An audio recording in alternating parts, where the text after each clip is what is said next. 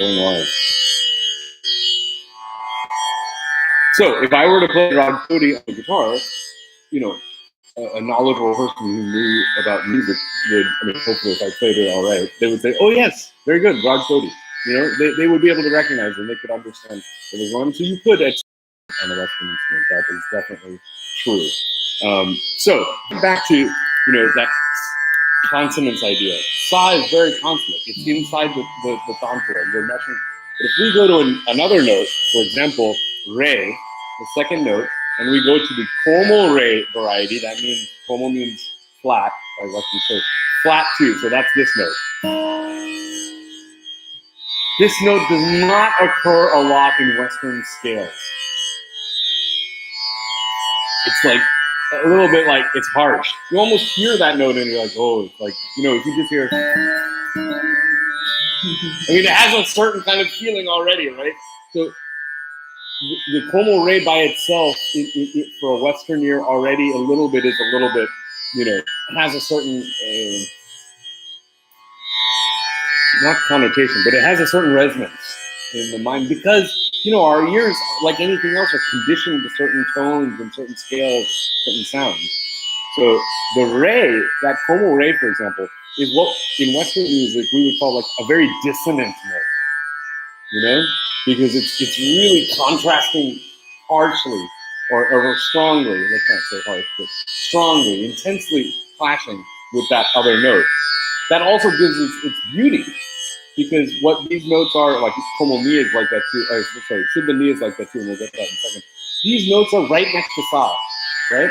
So let's try to sing this re and I'll kind of explain what I'm saying. So let's sing sa first and then this como re. So sa, yeah, I'll help you.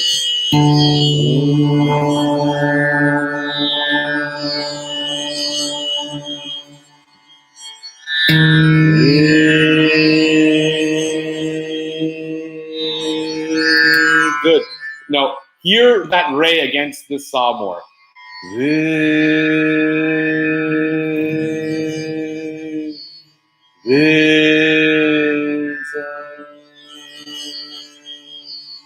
So sing re sa now and feel that, you know, moving from that dissonance almost to consonance.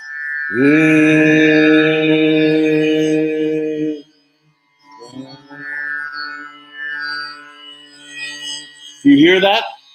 Now this rag is interesting because it also uses the note that's right below sa 2. That is the major 7, or should the ni. So ni is coming, which means that 3 notes in a row are coming very tightly together. This is very uncommon in Western scale patterning. I remember my guru used to say, if you want to play a scale for a Western audience that is going to like freak them out, this is it. Because it's really weird. I mean, from a Western ear perspective, just in terms of what kind of scalar material, you know, we're used to hearing in songs and whatnot. So what that means is you're going to get this combination in this rag.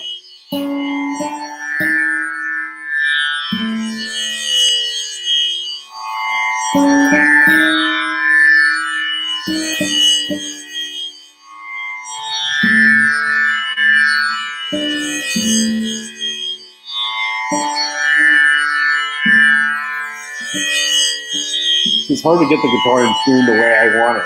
Also, that is another issue. But that has more to do with, again, design, you know, like the guitar has frets, whereas the guitar also has frets, but remember the frets are movable, so there's certain things you can do. Anyway, let's try to sing this thing.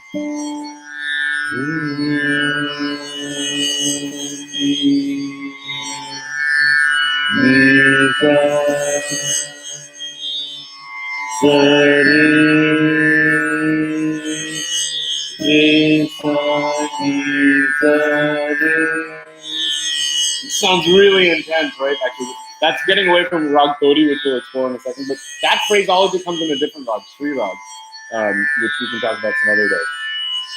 Which we will talk about another day. It's a beautiful rag. But you know, I'm just showing a little bit of like these, you know, that for example, that should the ni, this one. Like by itself, that is a common note. We sing that in the major scale. Like we sang that on the very first day when we sang like do re mi fa sol la si do. But you put it into this context with this como re, it now has a totally different valency altogether, right? So that's the thing that's really important, is that every note achieves its meaning through its relationality to these other notes and to this contour, right? So mi is not a separate entity on its own. You know what I mean? Like mi, that note can be used in a major scale and it sounds one way, it can be used here, it sounds a different way. So it has no inherent quality of its own. It attains its quality through its relationality. This is actually the whole meaning of relative pitch altogether. Does this kind of make sense? I know it's like a lot to think about. So, this rag that we'll look at today, Todi, it uses another scale set, another pot, like the we talked about last time, these basic scale patterns that are not ragas, but scale patterns. So let me show you the basic notes of this raga. Of this scale pot. Because again, like they're pretty, unconventional, let's say in Western sense. So you have sa, re, como, ga, como, sharp 4, tibra ma, pa is always pa. Remember, sa and pa are always fixed, so pa is there. Then como da, and then a big jump to the knee. Yeah, so this is the basic scale.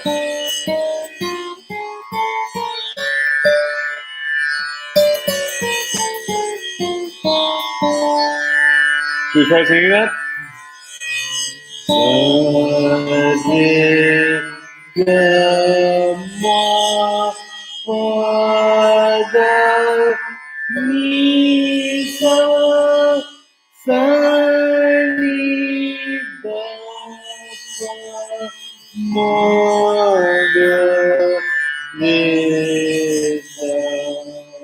It's like powerful, man. Like that. It's a very powerful scale. Let's try it again. That was good.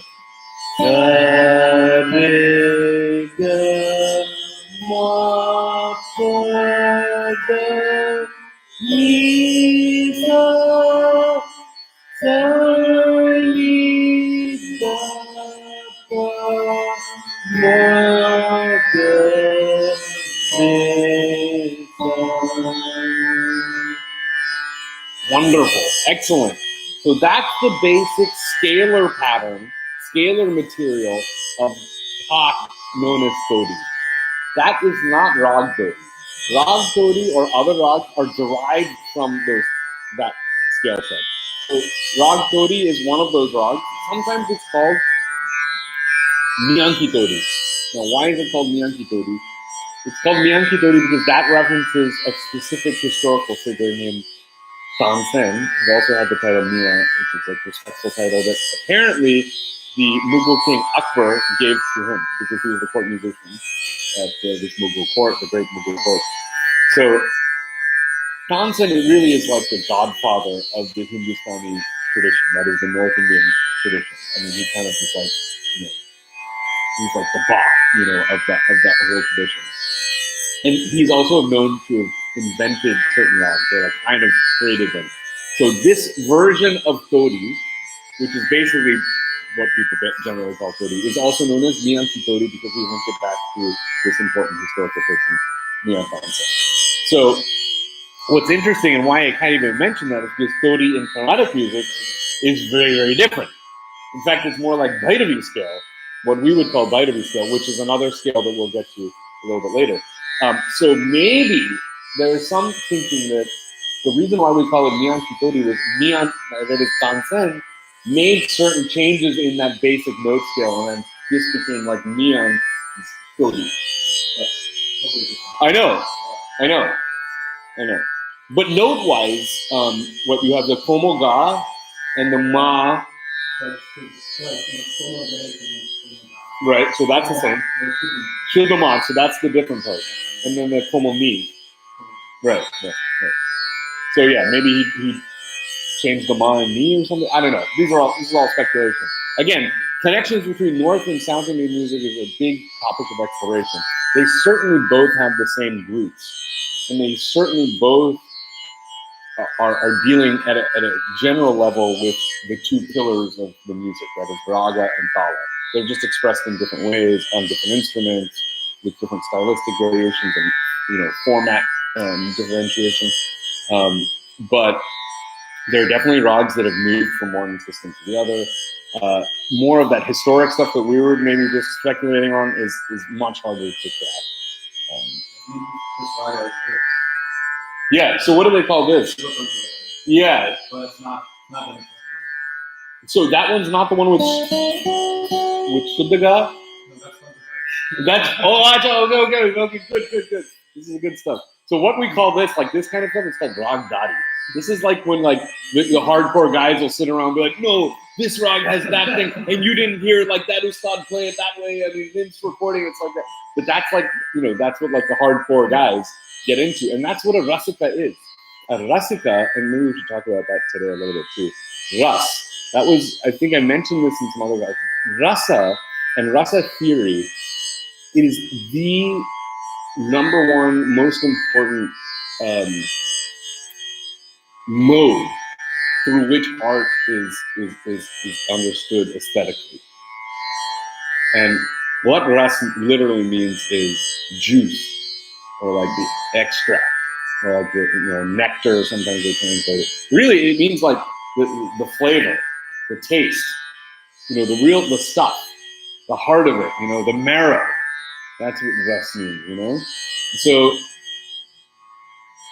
in the system, there's 8 different rasas, and there's a rasa for there's a taste of romanticism, there's a taste of fear, there's a taste of disgust, there's a taste of heroicism. There's different rasas, and the idea is that whether it's dance or sculpture or music or whatever, that this artistic performance or work will induce a certain kind of aesthetic, emotional experience in the audience person or the performer also.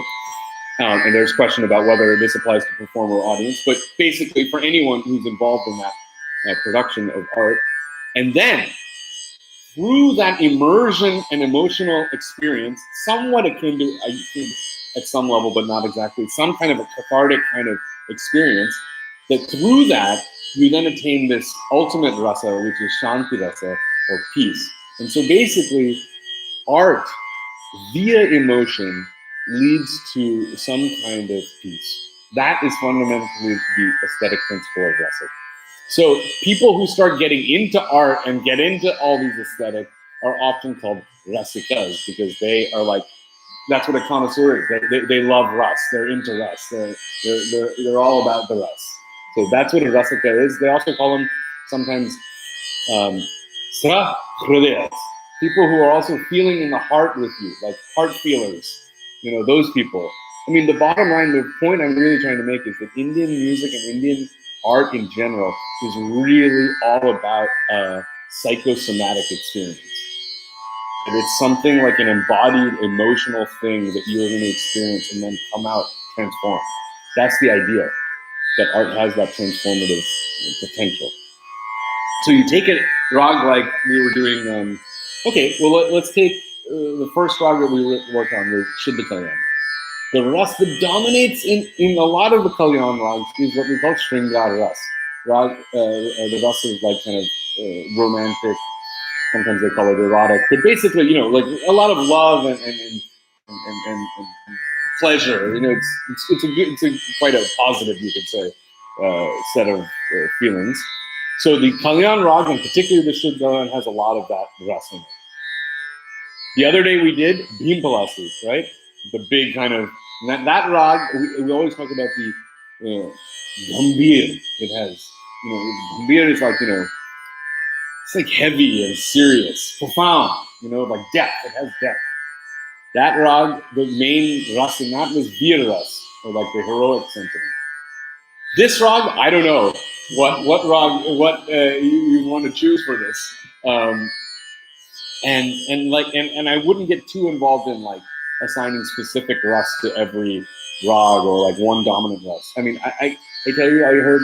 I mean, in my life, what a gift! I heard Alek Khan so many times. I even studied with Alek Khan, and every concert, every rag he'd tune up, he'd get ready, and then he'd say, "The mood of this rag is joy, sadness, and pathos." Every time he'd end with pathos, basically means emotional, because that's what he was saying. Like everything's happy and sad and emotional. And every rag has that. It's like that. So yeah, the rasas are there, but they're just guidelines to understand. I mean, one feeling I get when I think about this rag particularly, because it has that kind of serious. But it's also a morning raga, which is interesting, which means I rarely get to perform it in concert. And a lot of times the morning rags are not performed. In the Hindustani system, we still follow the time thing. In Carnatic music, they don't actually. So you can play any rag at any time, which is fine too. And actually, I know some Hindustani artists that are adopting that specifically because a lot of the morning rags are not really being practiced. Like a lot of practicing artists won't spend time rehearsing a morning rag because you're not going to have that opportunity to play it live in concert, right? So you're probably better off, doing a lot of the evening rags, a lot of Kalyan rags, keep the audience happy, like Sri Rag, the one I was telling you about. Listen, it's afternoon rag. Very rarely you'll hear this rag. Because these types of rags, they move into the ras of tyag. Tyag means renunciation, to give away things. That's what these like Sri Rag, and we'll deal with it a little bit later. I mean, that rag is like it's a rag that's saying like, don't come near me. Yeah, it's like that kind of a rag. You know what I mean? Huh? What about him? Listening? No. Oh. They can't play the concert. Oh, can you listen at different times?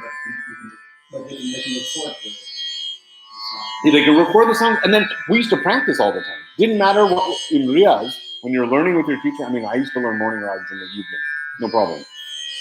Generally, though, we keep it if we could in the time, because there's something special that what happens when you play a rag at the right time. Like, for example, and it's more so for certain rags. For example, Lalit is one of the most beautiful rags, and I love this rag. I mean, it's so unique, and we can't talk about it too much right now. It's a rag that doesn't even fit in the big 72 Melakarta Carnatic system because it uses both madhyams. It's a beautiful rag, but this rag is a 4 a.m. rag. This rag, they say, should be played when the first crack of light is barely perceptible above the horizon. Basically, it's still dark out, right? That's the time for this rag. And if you play this rag, if you play this rag at a different time, I tell you, it just doesn't sound right. You play this rag at 4 a.m., man, nothing like it. Nothing like it. Amazing. But then again, who are you gonna? So now we do have all-night festivals in India, and we're starting to do them in America. There's one in New York. There's one that started in Chicago. So this is a common part of our tradition, the all-night festival. So what happens in the all-night festivals? You do get to hear those crazy rock, and actually that's the exciting part. So the younger artists will be in the evening. The mid-level artists will be towards the end. They're getting into the really late night rags and moving to some more serious stuff. And then they always save the biggest artists for 4 a.m. because they're gonna get up and they can bust the Lalit at 4 and everyone's gonna freak out, and then they have a super big artist at 6 for a morning rag, sunrise rag, and it'll be a big event. But even that stuff is dying out. We just don't have recitals. That's the problem.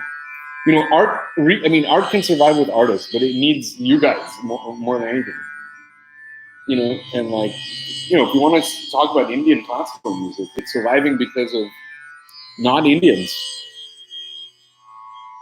So many things, actually. The support. I mean, you go to these all-night concerts in India, you'll find a lot of the old schoolers, the old guys who, just been listening to rag music their whole life, and the hardcore type recitals. And then you find a lot of people from all around the world who come to Calcutta or Delhi or these other places and go to these festivals, support the music, learn music. That's part of, I guess, the whole globalization of our world that's happening. But yeah, this is well, it is what it is. Okay, any questions? Yes. Winter, very calm. Yeah, winter time. Yeah. Yeah. Like Ahmedabad has one that goes for 2 weeks, right in the beginning of the year, always from Jan 1 to Jan 13. Saptak. Saptak every year. Beautiful. That's the biggest festival. Calcutta has a bunch. Like Dover Lane is like probably one of the best ones. But there's lots in Calcutta. Calcutta has a bunch. Calcutta is a hub for North Indian music. Delhi also has a lot of stuff like on a regular. Yeah, let me think. Bombay also has a couple. Yeah, yeah.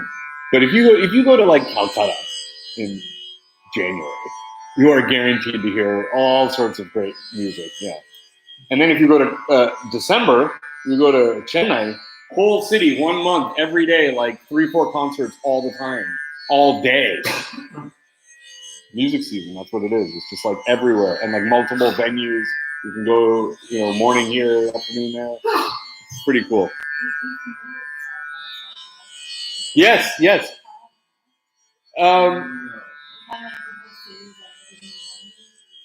Not exactly like that, but it's a much bigger city. But there's kind of like a few venues pretty close to each other. And it's just kind of like a thing to do. You can go there, you can get through the outside, and you can walk in and out. I mean, it's become more regimented now, but it used to be that you can just like wander. Yeah. And like you're saying, it's bigger. It's like it's not like everybody's involved. It's still like a very rarefied group of people. It is festive and there's a lot of people, but it's still like a certain crowd. Yeah. Right. No. India's like that, but not this time. Okay, so we sing more of this. I'll show you the major phraseologies of this. How do you put a rag together? The scale part that we just did, that was just the taut part. Now the Mian Kitori part, that's interesting. So, as in like the other rags we did, usually we approach sa from below. You can't just start right at sa. I mean, it's nice to approach sa. So in this rag, I mean, you could play nisa, but by phraseology, the better phrase is the nisa, or better, the sun nisa, the. That would be the right way to approach sa in this rag, right? So let's try that. Da da da da. In one go though. Da. Again. Very good. You guys were great. Amazing.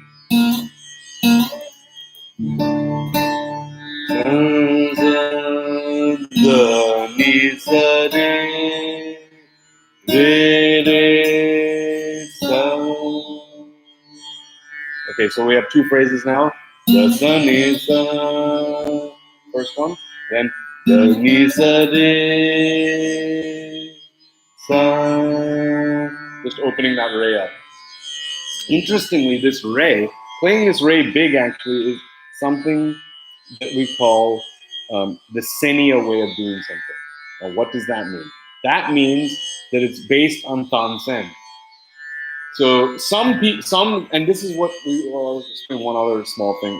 That's not a small thing; it's a huge thing. But right now we'll glance over. But different schools, different interpretations of the rag happen. This guy belongs to that school. This guy belongs to this school. This guy had that master. This guy had this master. Everybody plays things a little bit different. But we all know that it's rag Todi at the same time. So that's another very important. So they're all different, but they're all the same. Now, the particular Gharana is the name of these different schools. It's based on the word Ghar, which means house. So this is like my house, my lineage. Those guys track themselves back to Tansen. Not by blood, but by training. So like my Parama Guru's guru was a student of Wazir Khan, who was a blood descendant of this Tansen that I was mentioning earlier. So we usually call our Gharana Maiher, Senia Maiher, which means it has a relation to Tansen. That's the Sen part. So the Senias like this Homo Ray. That's the only reason I was stressing this point. The main note in this raga, generally across the board, is ga. This ga. So we're leading up to that. So the big phrase in this rag, the movement that you hear in this rag is da ni sa re ga ga. Yeah, da ni sa re ga da ni sa re ga. Yes, exactly. And then a very important phraseology comes in, and this is true of all Todi rags. So Todi is not only like this top, it's not only a specific rag like I'm talking about, it also means like a whole class of rags. So all of these rags to a certain extent will include this thing that we call Todi Ang. That means like the Todi phraseology, you could say. What that is Rega Resa. That phrase comes in all Todi rags in some form or another. So we get this phraseology, it's nice. Da ni sa re ga re sa re ga re sa re ga re sa ni da ni sa re ga. Sounds good, right? Da ni sa. Or you can do all sorts of nice things, just simple stuff, right? Like da ni sa re ga da ni sa re ga. Let's try that. Da ni sa re ga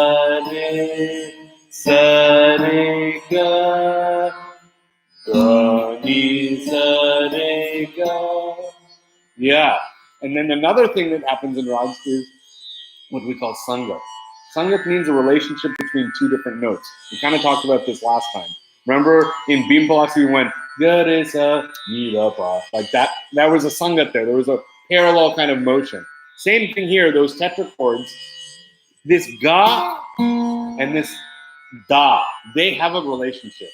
So phraseology that goes from da. That's a nice thing. Da da ga da re sa. Da ga re sa, da ga re sa, da re da ga da sa, da re da ga re sa. All sorts of combinations will happen now. Re ga re sa ni sa re ga. So this da ga is an important phraseology. Now, I know that's a lot. This is a lot to take in, like to learn a whole rag. I mean, it takes years, and you have to listen a lot. But at least you're getting a flavor. Like that smile that you had, so that's good. That means okay, it's doing something. It's making sense. Now, this next note we're going to get to, this tivama, for example, it's not as big as a note as this da and ga. Notes have a weightage in rags, right? Like we were talking last time. That da in Bhim is a small note. It is an embellishment note. Or if we went back to Shuddha Kalyan, the ma and the ni that we played in Shuddha Kalyan, we were just using those as passing tones. They weren't really big notes to sit on. Like that, this ga is a big note. That da was a big note. This ma is not like you're not gonna bang on that ma. Your ma is using the color, the ga and the other phrases. So you'll get a phrase like, sorry.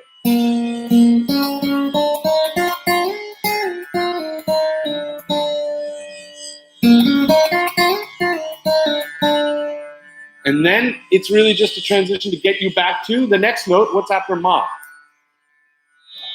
Pa, correct. But in this rag, we actually are not going to use pa. There is a slight usage of pa in Miyan Kitori, but we will put that aside for right now. That's a Ragdari discussion for a different day. There's other rags like Gujri Tori that don't use pa at all. Right now, I'm showing you Miyan Kitori, but we're not going to touch on the pa. So basically, we're going to skip pa. So the next big note is da. And we knew that da was an important note, right? So basically, we're just going to quickly move over that ma and just use it as like a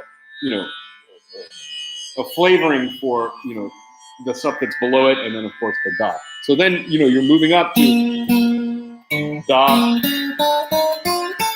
Sorry. You can sit there.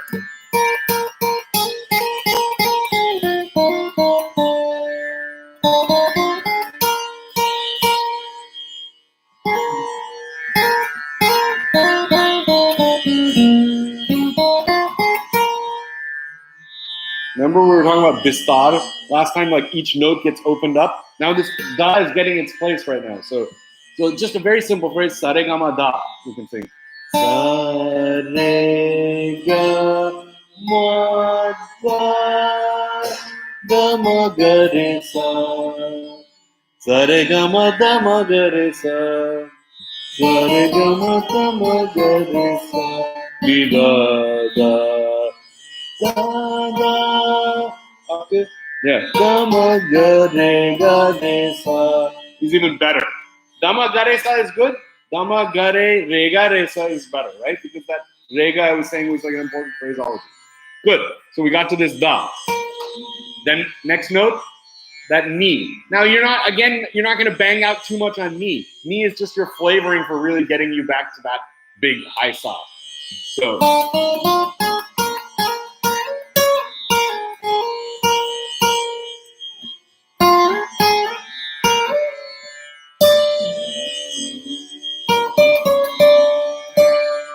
And then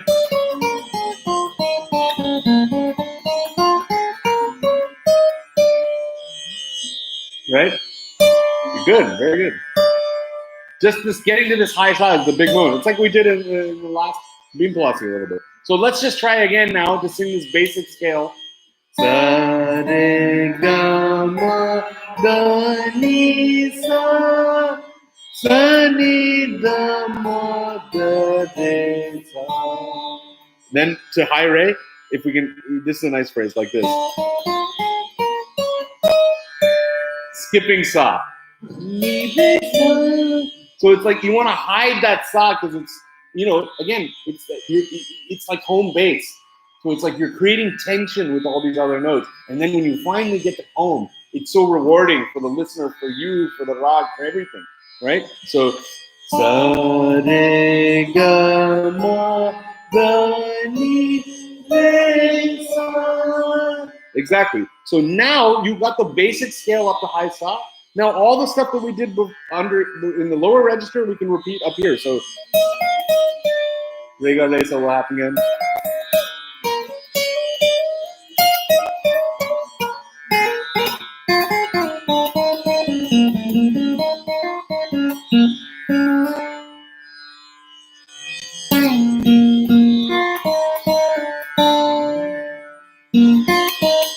That daga is nice.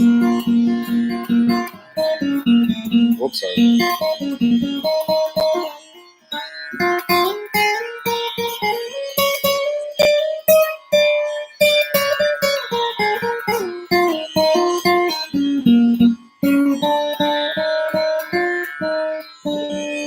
So that gives you a flavor, right? Feeling. I mean, it's quite a serious rag.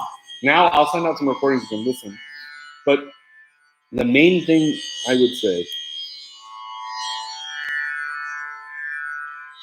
even a rag also doesn't have, one day you'll listen to one particular rag and it'll be like really enlivening, and another rag, another day, the same rag, same recording will make you pensive.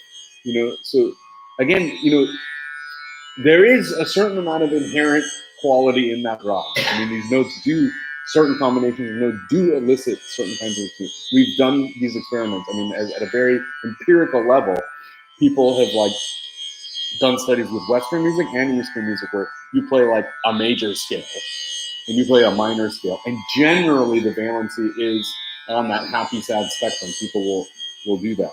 With Indian music and the variety of scales, it gets a little bit more complicated, but still, with those, like a rag like this will come more on the sad side. It doesn't generally fall on the happy side, which, is fine. The point I'm trying to make is, as much as there is a certain kind of inherent quality to those note combinations, everything is context-based in terms of your personal perception of that thing based on whatever mood you're in, whatever time situation you're in, all of those things. All of that affects the perception of the rag. And that perception, that is in fact what raga is all about. Like ras was about taste, as in like this. Rag in a way is the same thing. Rag just means color. So like the rust metaphor is about like, tasting and ingesting and the different flavors. The rag metaphor is about colors and how like colors are creating emotions. So you see, certain colors, they elicit, or you look at these paintings, there's something there that's eliciting some response in you based on, the shape, the form, and, in this case, the color. And that color is really the way they explain, the emotive potential of all the rags.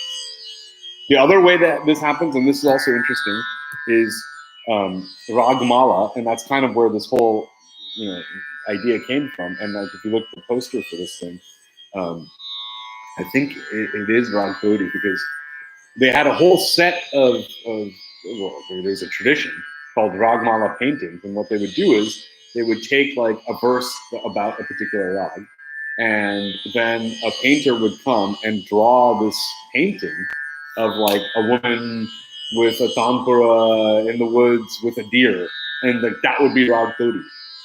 And many times these rags don't correspond to like what we learn as rags. It's very complex and confusing. The point of the tradition is that this was another way to kind of like express the rag through these visual painting forms.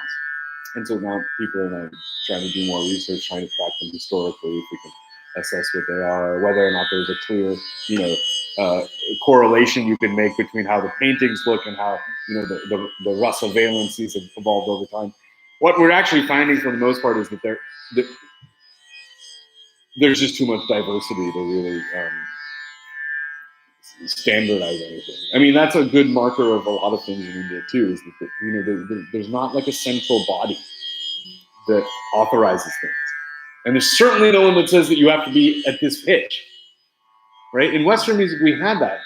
We had like, there was like a central body, there was an organization, a bunch of people got together and said, A is 440 hertz, and like, we're all going to agree on this, and like, that's what it is. This kind of thing just does not happen in India. It's like, your side, like, do your thing. So, yeah. Okay, questions? No questions? Yeah. Good question. Okay, so I should explain a little bit about that. So certain notes, for example, like I was saying, weightage. This is really important. Like weightage of notes. This is what creates, the distinctive qualities of rags that are often, derived from the same parent scale set of notes. You know what I mean? Like there's certain rags that have the exact same notes, but are different only because, this rag uses a lot of the major third, and this rag uses a lot of the major sixth. And by that weightage differential, you'll be able to distinguish the rags. In this rag, pa is there. I mean, it's even droning in the stanpura, so it's there, but you don't generally play it in scalar motion. So you never really play like that will ruin the Miyankitodi, what we call rag group, the image of the rag. So mostly the movement in Miyankitodi is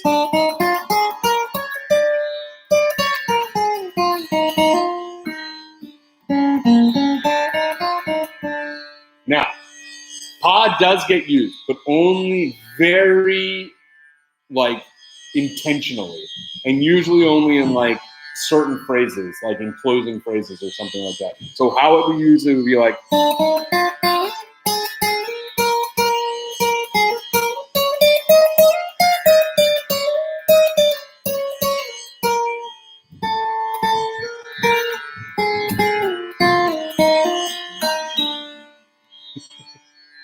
So usually in a descending vakra modality.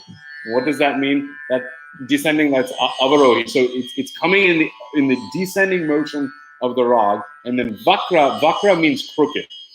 So generally scalar motion is linear, like as we discussed in the arohi and avarohi. We're going up the scale and down the scale. There are some rags where it goes up, down, and like does different things. That's called vakra. So this is a little bit of a twist that happens. So you'll get this phraseology that's like. So what you don't want to do is you never want that linearity of chromatic linearity happening, or it's not good. But is okay. So again, these are a little bit more rag hardcore specific things. There's another rag, for example, Gujri Todi, an allied rag that doesn't use this pa whatsoever. And the differential there is in Miyanki Todi generally, and remember I said, again, I wouldn't go too much with these like theoretical things like Vadi, Samvadi, remember that stuff? Like the king note and the minister note. So generally they say that the king note in this rag Miyanki Todi is Ga. Like a lot of the phrases end there and stuff. It's a major note.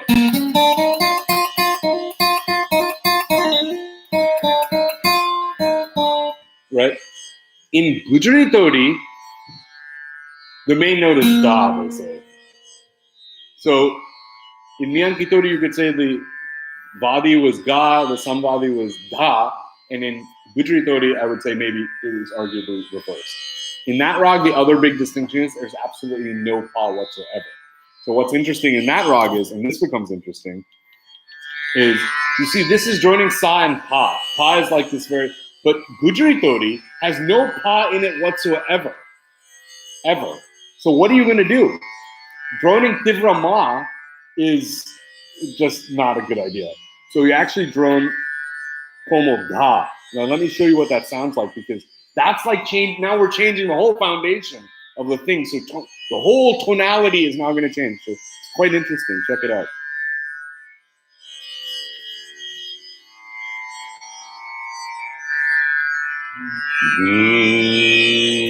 It's very intense.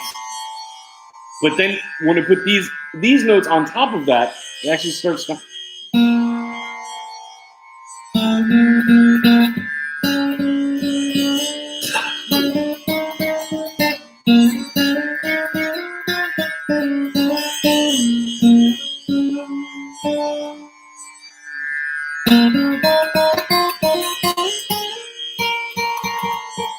See, this da sounds so consonant now.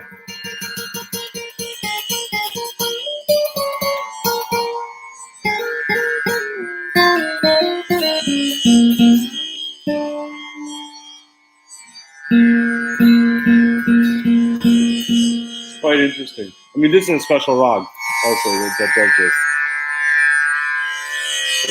It's a good hardcore rag value type of question.